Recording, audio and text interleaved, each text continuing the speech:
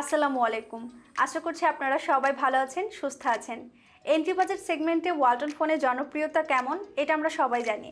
এই বাজেট সেগমেন্টে ওয়ালটন কিন্তু আমাদেরকে অনেক ফোনই দিয়েছে। এরই ধারাবাহিকতা এবার আমরা পেলাম ওয়ালটন প্রিমো GH9 এই ফোনটির প্রাইস রাখা হয়েছে ৬,৭৯৯ টাকা। এই বাজেটে আপনারা এই ফোনটিতে ভালো ভালো ফিচার পাচ্ছেন। অনেকেই এই ফোনটির রিভিউ দেখতে চেয়েছিলেন, সো আজকে হাজির হয়ে গেলাম ফোনটির রিভিউ নিয়ে। বিশেষ করে যারা আপনারা এই ফোনটি কিনবেন তাদের জন্য আসলে এই ফোনটি কতটা উপকারী হবে, এবং যারা এই মুহূর্তে চিন্তা করছেন ফিচার ফোন থেকে স্মার্টফোনের দিকে মুভ করবেন তারা অবশ্যই ভিডিওটি মনোযোগ সহকারে দেখবেন। ফোনটি আমি অনেকদিন যাবতই ব্যবহার করছি, আমার কেমন এক্সপিরিয়েন্স সেটা তো আজকে অবশ্যই আপনাদের সাথে শেয়ার করব। তাহলে মূল ভিডিওটি শুরু করা যাক। তার আগে দেখে নিন আমাদের এই চ্যানেলটি সাবস্ক্রাইব করা আছে কিনা। যদি সাবস্ক্রাইব করা না থাকে, যারা আমাদের চ্যানেলে নতুন আছেন তারা অবশ্যই চ্যানেলটিকে সাবস্ক্রাইব করে পাশে থাকা বেল বাটনটি প্রেস করে দিবেন, যাতে করে এইরকম ভিডিওগুলো আপনাদের কাছে নোটিফিকেশন আকারে পৌঁছে যায়। যারা অলরেডি সাবস্ক্রাইব করেছেন তাদের সবাইকে জানাচ্ছি অনেক অনেক ধন্যবাদ। বরাবরের মতো থাকছি আমি শাহনাজ, আর আপনারা দেখছেন টেক থিয়েটার। তাহলে শুরুতে আমরা এই ফোনটির স্পেকগুলো একটু সংক্ষেপে জেনে নেব। ফোনটিতে আপনারা পাচ্ছেন 6.1 ইঞ্চির IPS LCD প্যানেলের display, 2GB RAM, 16GB ROM storage option, রিয়ারে থাকছে ডুয়াল ক্যামেরা সেটআপ, ফ্রন্টে আপনারা পাচ্ছেন সিঙ্গেল ক্যামেরা সেলফি তোলার জন্য, Helio A20 SoC চিপসেট পাচ্ছেন, 3000 mAh ব্যাটারি থাকছে, সেই সাথে আপনারা কিন্তু এই বাজেটে পেয়ে যাচ্ছেন ফিঙ্গারপ্রিন্ট স্ক্যানার। সো এবারে আমরা চলে যাচ্ছি আমার ইউজার এক্সপিরিয়েন্সে। প্রথমে কথা বলবো ফোনটির ডিজাইন এবং বিল্ড কোয়ালিটি নিয়ে। ফোনটি যেহেতু একদমই এন্ট্রি বাজেটের একটি ফোন, সো এর বিল্ড ম্যাটেরিয়াল হিসেবে এখানে দেওয়া হয়েছে পলিকার্বনেট প্লাস্টিক হলেও কিন্তু ব্যাক পার্টে দেওয়া হয়েছে কার্ভ ডিজাইন। এই কারণে আপনি যখন ফোনটি হাতে নিয়ে ব্যবহার করবেন তখন কিন্তু খুব ভালো মতোই ধরতে পারবেন, হাতের মধ্যে খুব ভালোভাবে এঁটে থাকে, হাত থেকে পড়ে যাওয়ার চান্স একদমই কম। সেই সাথে আমার কাছে মনে হয়েছে এই বাজেটের অন্যান্য যে ফোনগুলো রয়েছে সেগুলোর চাইতে এই ফোনটির বিল্ড কোয়ালিটি একটু বেশি সলিড বিল্ড। এক কথা বলতে গেলে এন্ট্রি বাজেট রেঞ্জের একটি সেট হওয়া সত্ত্বেও কিন্তু আপনি লো মিড রেঞ্জের অন্যান্য ফোনগুলোর মতোই ফিল পাবেন। সেই সাথে এই ফোনটির রয়েছে 4টি কালার, একটি হচ্ছে ocean green, black, sky blue, আর আমার হাতে থাকা এই ডিপ ব্লু কালারটি। তো আপনাদের কাছে কোন কালারটি বেশি ভালো লাগছে অবশ্যই কমেন্ট করে জানাবেন। সেই সাথে এই ফোনটিতে কিন্তু আপনারা পেয়ে যাচ্ছেন রিয়ার সাইডে ডুয়াল ক্যামেরা সেটআপ, আর তার নিচে এখানে রয়েছে একটি ফ্ল্যাশ লাইট। এর পাশাপাশি এখানে আমরা ব্যাক পার্টে পেয়ে যাচ্ছি ফিঙ্গারপ্রিন্ট স্ক্যানার। এই ফিঙ্গারপ্রিন্ট স্ক্যানার আমার কাছে মনে হয়েছে এই বাজেটে অনেক বেশি পজিটিভ দিক, কারণ এরকম বাজেটে কিন্তু আমরা ফিঙ্গারপ্রিন্ট স্ক্যানার সাধারণত পাই না। তো স্পিড নিয়ে যদি বলি, স্পিড আমার কাছে বেশ ভালো লেগেছে। এই বাজেটে এর চাইতে বেশি আশা করাও যায় না। এর পাশাপাশি আপনারা ফিঙ্গারপ্রিন্টের নিচেই পেয়ে যাচ্ছেন ওয়ালটনের ব্র্যান্ডিং। তো এবারে কথা বলা যাক এই ফোনটির ডিসপ্লের সেক্টর নিয়ে। প্রিমো GH9-এ আপনি পাচ্ছেন 6.1 ইঞ্চির ওয়াটার ড্রপ নচ যুক্ত একটি ডিসপ্লে, যা HD+ রেজুলেশনের। কন্টেন্ট ভিউইং এক্সপিরিয়েন্স ভালো ছিল, কালার নেগেটিভিটি বাজেট হিসেবে ছিল না বললেই চলে। HD+ রেজুলেশনের ডিসপ্লে হলেও কিন্তু ডিসপ্লেতে তেমন কোনো শার্পনেসের ঘাটতি পাইনি, কারণ যেহেতু এই ফোনটির ডিসপ্লে অনেক বেশি কম্প্যাক্ট রাখা হয়েছে, এই কারণে শার্পনেসের ঘাটতি খুবই কম। আর ব্রাইটনেস নিয়ে বলতে গেলে আমি যখন ডিরেক্ট সানলাইটে ব্যবহার করেছি ব্রাইটনেস আমার কাছে কিছুটা কম মনে হয়েছে। আর এছাড়া যদি আপনি ইনডোরে এবং আউটডোরে যদি ছায়ার মধ্যে থেকে ব্যবহার করেন তাহলে ব্রাইটনেস নিয়ে কোনো প্রবলেম ফিল করবেন না। ফোনটির ডান পাশে আপনারা পেয়ে যাচ্ছেন volume rocker, volume up down করার জন্য। তার ঠিক নিচে রয়েছে পাওয়ার বাটন, খুব সহজেই রিচ করা যায়, একদম বৃদ্ধাঙ্গুলির মাঝামাঝি অংশেই থাকে। আর উপরের দিকে রয়েছে 3.5mm অডিও জ্যাক, বাম সাইডে কিছুই থাকছে না। আর নিচের দিকে আছে microphone, micro USB Type-B charging port, আর আছে স্পিকার। তো বুঝতেই পারছেন এই ফোনটির সিম কার্ড লাগানোর জন্য ব্যাকপার্টটি খুলতে হবে, তার মানে ব্যাকপার্ট রিমুভ করা যায়।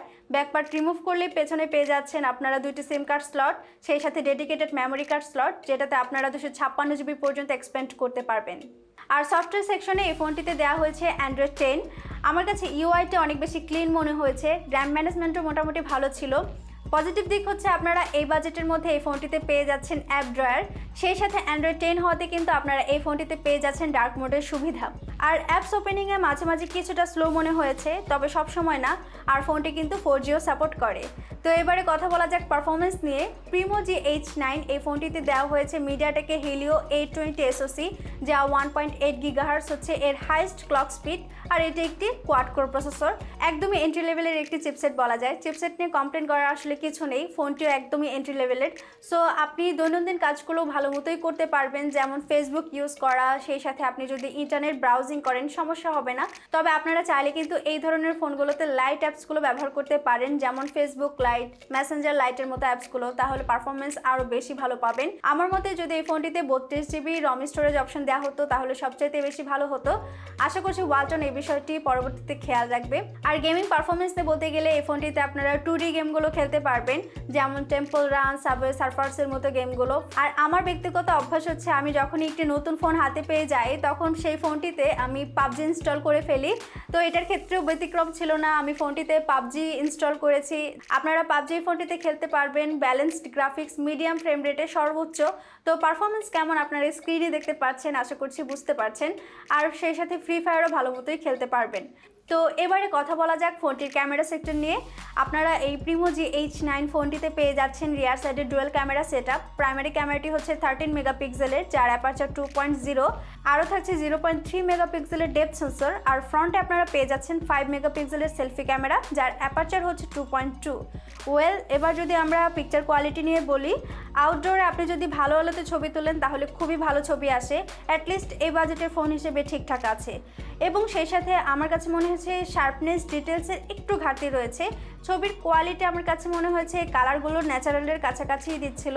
এই বাজেটে আপনি যতটুকু প্রত্যাশা করবেন ততটুকুই কোয়ালিটি প্রোভাইড করছে। আর সেলফি ছবিগুলো আমার কাছে মোটামুটি ভালো লেগেছে, আর বুকে ইফেক্টও ছিল যা আমার কাছে অ্যাভারেজ লেগেছে।